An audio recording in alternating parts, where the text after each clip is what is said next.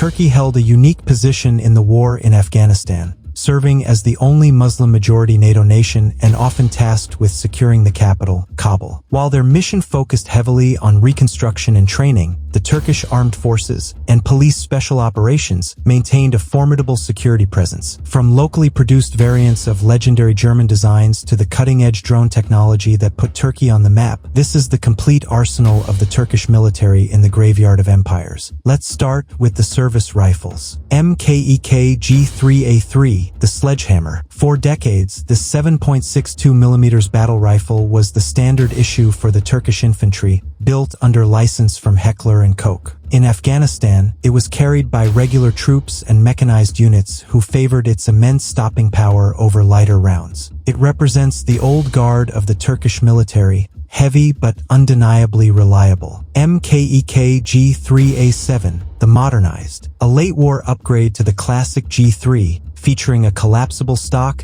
Picatinny rails for optics, and a new handguard. It allowed soldiers to mount modern red dot sights and lasers on a Cold War rifle. It bridged the gap until the MPT-76 arrived in numbers. HK416, the Commando. While the regular army carried the G3, Turkish Commandos and specialized security details were issued this 5.56mm rifle. It offers the reliability of the G3 system but in a lighter, more controllable package suitable for urban patrols in Kabul. It was the standard intermediate rifle for years. MPT-76, the national pride. Towards the end of the mission, Turkey deployed its first fully indigenous service rifle to troops guarding strategic sites like the airport. Designed to function like an AR-15 but with the reliability of a G3, it fires the heavy 7.62mm round to punch through barriers. Its presence in Afghanistan symbolized Turkey's independence from foreign arms suppliers. MPT-55, the little brother. Alongside the heavy MPT-76, this 5.56mm variant was fielded by special security units and officers. It provided a lighter, faster-firing option for close-quarters engagements inside the city. It proved that Turkish engineering could compete with the best Western carbines.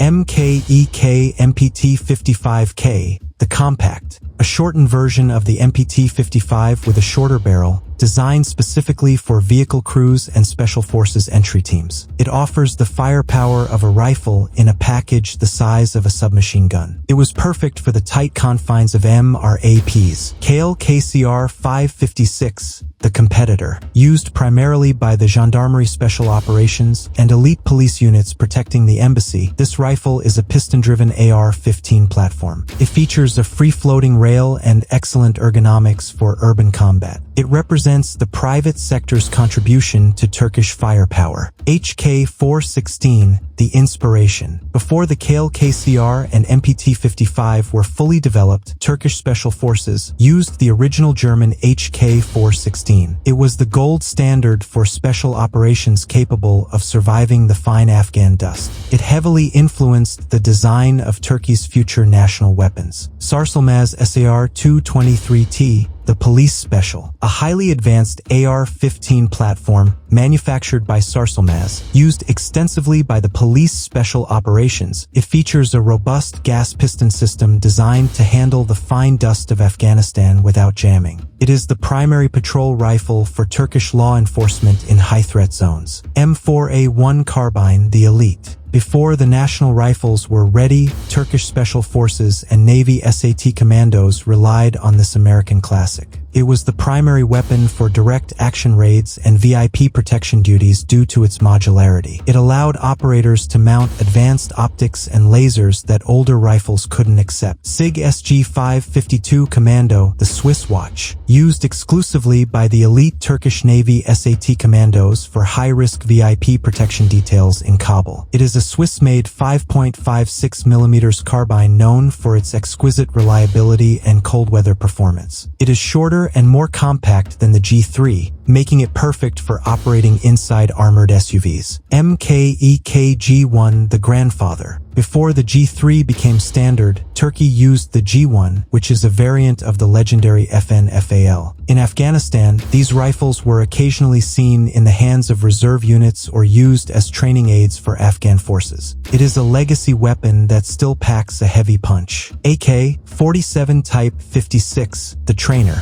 While not a standard frontline weapon, Turkish trainers use thousands of AK-47s to instruct the Afghan National Army. Turkish officers became experts on the platform to effectively mentor their Afghan counterparts. It was the tool of diplomacy and instruction. MD65, the Hungarian. A Hungarian variant of the AKM with a distinct forward grip and muzzle brake, widely used by the Afghan police. Turkish trainers became experts on this specific rifle to instruct the Afghan National Police. It was the primary tool for building the capacity of local forces. Next is the machine guns. MKEK MG3, the buzzsaw. Just like the Germans, the Turks built and deployed this legendary machine gun to suppress enemy ambushes. Firing at 1,200 rounds per minute, it was mounted on almost every Turkish vehicle, from Unimogs to Cobra armored cars. Its distinct sound was often enough to make insurgents break contact. FN Minimi, the squad automatic. For dismounted patrols, Turkish Commandos carried this belt-fed 5.56mm light machine gun. It allowed a single soldier to provide sustained suppressive fire without the crushing weight of the MG3. It was the backbone of the infantry squad's firepower. Aselsan PMT-76, the platform MG. Introduced very late in the conflict, this is a Turkish-designed machine gun built to replace the MG3 on vehicle mounts. It operates with a gas piston system similar to the FN MAG, offering better reliability and lower recoil than the roller-delayed MG3. It represents the future of Turkish mounted firepower. M63, the Rambo. Before the Minimi was widespread, Turkish specialized units used the American M60 machine gun for mobile firepower. It fires the heavy 7.62mm round but is lighter than the MG3, making it suitable for foot patrols in rugged terrain. It served as a bridge between generations of machine guns. MKEK-PKM, the Eastern Hybrid. Turkish forces also utilized this Soviet-designed machine gun, prized for its rugged reliability in the dust. It was often used by specialized units who preferred its lighter weight and powerful 7.62x54 round compared to the MG3. It represents the pragmatic nature of the Turkish arsenal. M2 HB Browning, the Heavy. Mounted on the turrets of Otokar Cobra and Kirpi vehicles, this .50 caliber monster provided the heavy punch for convoy protection. It was used to destroy technicals and punch through the thick mud walls of Afghan compounds. It was the primary deterrent against vehicle-borne attacks. Next is the snipers. JNG-90 Bora-12, the indigenous. This is the crown jewel of Turkish small arms, a sniper rifle designed and built entirely in Turkey. Chambered in 7.62mm, it became famous for outperforming Western rifles in NATO shooting competitions. In Afghanistan, it gave Turkish marksmen unparalleled accuracy for perimeter defense. KNT-76, the marksman. Based on the MPT-76 battle rifle, this semi-automatic designated marksman rifle was issued to squad sharpshooters. It allows for rapid follow-up shots against multiple targets, filling the gap between the standard rifle and a bolt-action sniper. It extended the effective range of the Turkish patrol. Seiko TRG-42, the long reach. When the target was beyond a kilometer, Turkish special forces turned to this Finnish-made bolt-action rifle chambered in .338 Lapua Magnum. It was used for overwatch duties during high-risk meetings or VIP movements. It offers surgical precision at extreme distances. KACM-110 SAS, the semi-auto sniper. Used by elite units, this suppressed 7.62mm rifle allowed snipers to engage targets rapidly without revealing their position. It was perfect for urban overwatch where multiple threats might appear simultaneously. It brought quiet lethality to the chaotic streets of Kabul. Beret M82A1, the anti-material. For stopping vehicles or destroying IEDs from a safe distance, Turkish forces utilized this massive .50 caliber rifle. Its sheer kinetic energy could disable an engine block with a single shot. It served as a heavy support weapon for static guard posts. Çatak M200 Intervention, the Ghost, a very rare and specialized weapon used by Turkish Navy SAT commandos for ultra-long-range interdiction. Firing the massive .408 Çatak round, it is capable of hitting targets over 2 kilometers away. Its presence in Afghanistan was a closely guarded secret. SVD Dragunov, the Kanas. Known locally in Turkey as the Kanas, this Soviet-designed rifle served as the squad-designated marksman weapon for decades. It was favored by Gendarmerie units for its reliability in the harsh Afghan winters and rugged mountains. It bridged the gap until Turkey developed its own modern precision rifles like the KNT-76. Accuracy International AWM, the Arctic. Before the JNG-90 became standard, Turkish Navy SAT commandos relied on this British rifle for long-range precision. Chambered in .338 Lapua Magnum, it was used for counter-sniper operations in the high ground surrounding Kabul. It remains a favorite of special operations forces worldwide for its extreme durability. Rabar RC-50, the Gatekeeper, a bolt-action .50 caliber sniper rifle used specifically by Turkish EOD teams to destroy IEDs from a safe distance. It allowed technicians to shoot the fuse off a roadside bomb without risking their lives. It was a tool of neutralization rather than assassination. Remington 700, the Hunter. Before the Bora-12 was fully adopted, Turkish units used commercial Remington 700 bolt-action rifles for basic sniper training. Rugged and accurate, they served as the baseline for teaching Turkish marksmanship principles to Afghan recruits. It is the grandfather of modern precision rifles. Next is the drones and electronic warfare. Bayraktar Mini UAV, the Eye. Long before the TB2 became famous, this hand-launched drone was the eyes and ears of Turkish patrols in Afghanistan. It allowed commanders to see over hills and around corners to spot ambushes before they happened. It marked the beginning of Turkey's drone superpower status. It provided the squad leader with a bird's eye view of the battlefield. Aselsan Kangal, the Jammer, a massive, vehicle-mounted electronic warfare system seen on the roofs of Kirpi and Cobra vehicles. It jams radio frequencies to prevent the remote detonation of IEDs. It was the electronic shield that allowed Turkish convoys to survive the IED highway. Aselsan Itar, the Hunter, a portable anti-drone system used to detect and neutralize enemy quadcopters. It became essential in the later years of the war as insurgents began using commercial drones for surveillance. It protects the base from aerial snooping. Next is the submachine guns and PDWs. MK MP5, the Peacekeeper. Turkey is one of the world's largest licensed producers of the MP5, and it was ubiquitous among Turkish troops in Afghanistan. It was the standard weapon for vehicle drivers, military police, and VIP bodyguards. This compact size made it ideal for operating inside the cramped streets of the capital. MK MP5SD, the Silencer. This integrally suppressed version of the MP5 was used by Turkish special forces for covert operations. It allowed them to take down sentries or guard dogs silently during night raids. It remains the gold standard for stealth operations. FNP-90, the Space Gun. Used in small numbers by elite close protection teams guarding high-ranking Turkish generals and diplomats. Its unique 5.7mm ammunition can penetrate body armor while remaining compact enough to hide under a jacket. It offered high-capacity firepower in a tiny package. Micro Uzi, the machine pistol. Before the MP5K became standard, Turkish SAS bodyguards utilized this tiny Israeli submachine gun. It fires at an incredibly high rate of 1,200 rounds per minute and can be hidden under a suit jacket. It was the break contact weapon used to spray lead if a VIP was ambushed. Next is the Sidearms. Yavuz 16, the Classic. A Turkish-produced copy of the legendary Beretta 92 FS. This was the standard sidearm for the Turkish Armed Forces for years. Known for its reliability and high capacity, it was carried by officers and heavy weapon crews. It is a symbol of the localized production capabilities. Kilik 2000, the Iron. Based on the CZ-75 design, This heavy steel pistol is a favorite among Turkish field officers for its extreme durability. It features a relentless reliability record, capable of functioning even when clogged with Afghan moon dust. It served as a trusted backup weapon. Sarsılmaz SAR-9, the new standard. Towards the end of the mission, this modern striker-fired pistol began replacing the older Yavuz 16. It underwent a grueling 150,000-round torture test, proving it to be one of the most durable pistols in the world. It is the future of the Turkish sidearm. Canik TP9, the modern.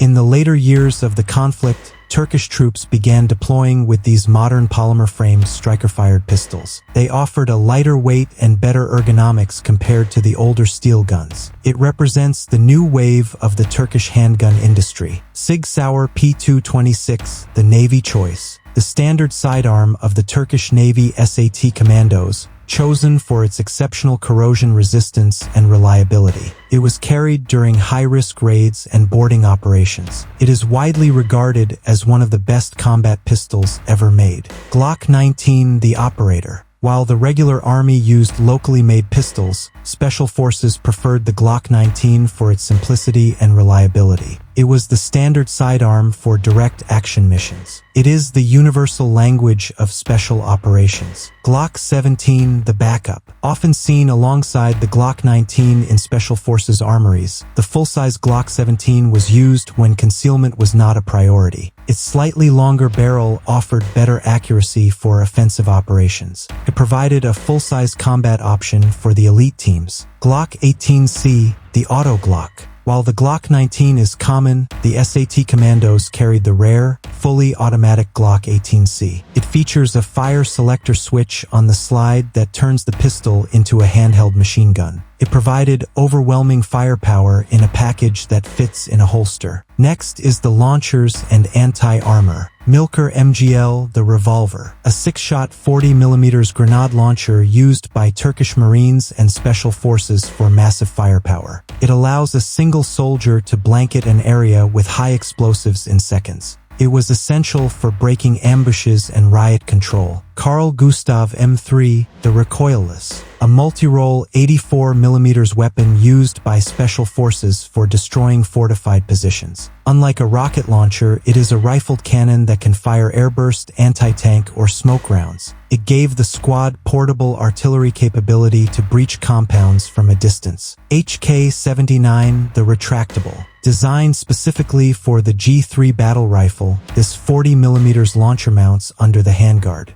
Unlike the sliding M203, it features a unique drop barrel design for loading and a retractable trigger. It gave the Turkish infantrymen immediate explosive capability during the long patrols in Kabul. MK-EKT-40, the underbarrel. Mounted under HK-33 rifles, this 40mm grenade launcher gave squad leaders immediate indirect fire capability. It allowed them to engage enemies hiding behind cover or in dead ground. It is the Turkish-produced version of the classic M203. M203, the classic launcher. While the T-40 was used on German-style rifles, the M203 was used on M4 carbines by Special Forces. It slides under the barrel and provides the same explosive capability. It is the standard for NATO special operations. HK-69A1, the standalone. Unlike the underbarrel launchers attached to rifles, this is a standalone 40mm grenade launcher used by Turkish special teams. It features a break-action barrel and a retractable stock, allowing for greater accuracy with smoke or tear gas rounds. It was essential for precision riot control outside the embassy.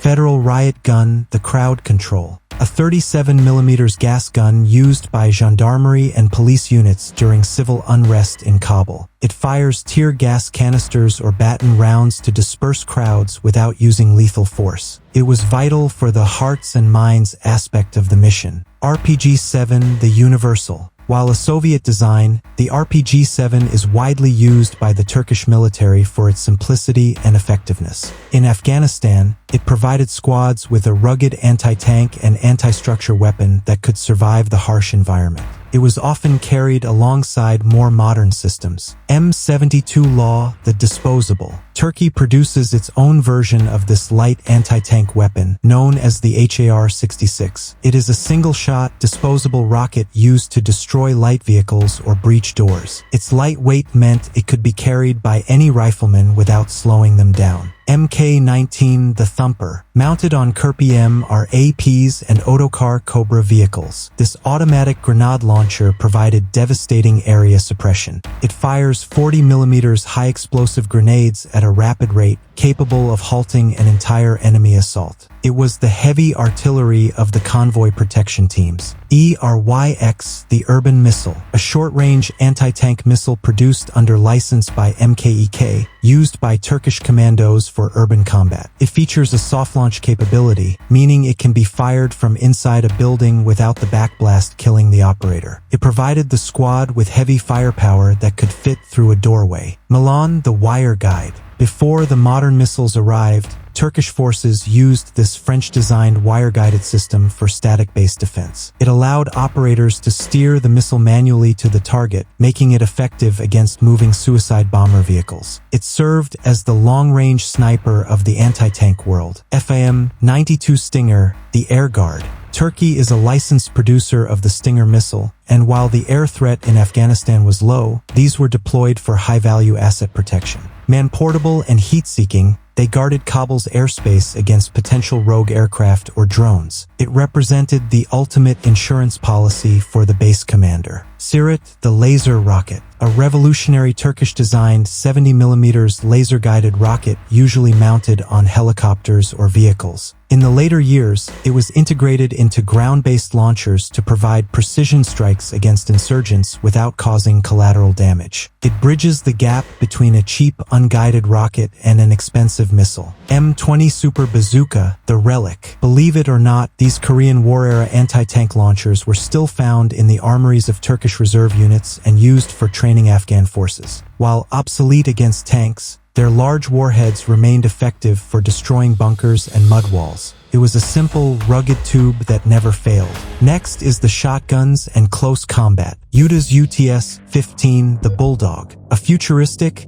dual-magazine pump-action shotgun designed and built in Turkey, used by elite police and special forces units for door breaching and close-quarters battle. Its 15-round capacity and bullpup design made it a terrifying weapon in narrow hallways. Remington 870, the classic pump. Before the indigenous shotguns took over, the simple Remington 870 was the standard breaching tool for the Turkish army. It was rugged, reliable, and capable of firing specialized breaching rounds to blow locks off doors. It is the workhorse of entry teams worldwide. Benelli M4, the semi-auto, the standard semi-automatic shotgun for Turkish Special Forces entry teams. It allows for rapid follow-up shots when clearing compounds. It provided the stopping power needed for close-range encounters. Mossberg 500, the Master Key. While Turkish shotguns were common, the American Mossberg 500 was also used by PH units specifically for ballistic breaching. Loaded with solid wax slugs or Hatton rounds, it was used solely to blow hinges off doors. It was the skeleton key for urban raids. Next is the optics, EOD, and support. Aselsan Piton, the Thermal Eye,